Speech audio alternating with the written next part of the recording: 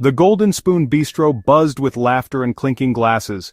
Waitress Ava glided through the room, balancing plates and smiles, always remembering the little details for each guest. But behind her practiced grace, Ava's heart belonged to the grand piano in the corner, rarely played, always admired. She'd grown up with little but love and a battered keyboard, teaching herself melodies by ear. Her mother's words echoed in her mind. "One day, the world will hear your music." Every shift, Ava's eyes drifted to the piano, dreaming of sharing her music beyond her tiny apartment. She saved every dollar, hoping for music school, serving people who lived lives she only imagined. Yet she treated everyone with kindness, believing it was its own kind of music.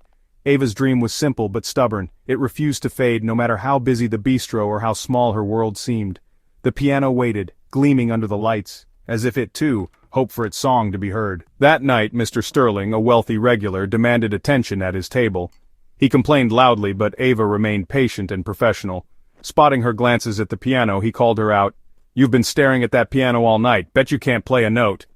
Laughter rippled through the room. All eyes turned to Ava. Sterling smirked. "Play something impressive, and I'll tip you $100. Fail and admit you were just daydreaming." The challenge hung in the air.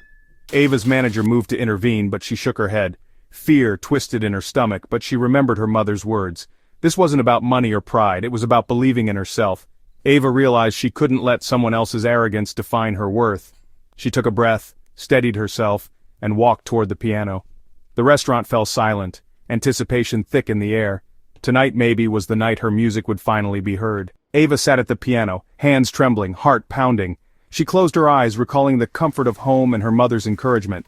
She wasn't playing for Mr. Sterling or the crowd, she was playing for herself and for her mother. Her fingers found the keys and she began to play a song she'd written. A melody of hope, longing, and dreams. The music started softly, then grew, filling the bistro with emotion. Ava lost herself in the song, forgetting her nerves and the audience. The melody told her story, of a girl with a dream, of courage found in the face of doubt. The notes soared and fell, weaving a tapestry of sound. In that moment, Ava was no longer just a waitress. She was a musician, her soul shining through every note. The piano, silent for so long, finally sang, and Ava was free. The final note faded, leaving a hush of awe. For a heartbeat, no one moved. Then applause erupted, genuine and thunderous. Diners rose in a standing ovation, faces shining with admiration. Ava blushed, overwhelmed by the response. Mr. Sterling, humbled, approached the piano. He handed her a business card, voice soft. "My sister runs a record label. She needs to hear you." He placed $500 bills on the piano. "This isn't a tip, it's an investment in a true artist." The man who tried to belittle her now looked at Ava with respect.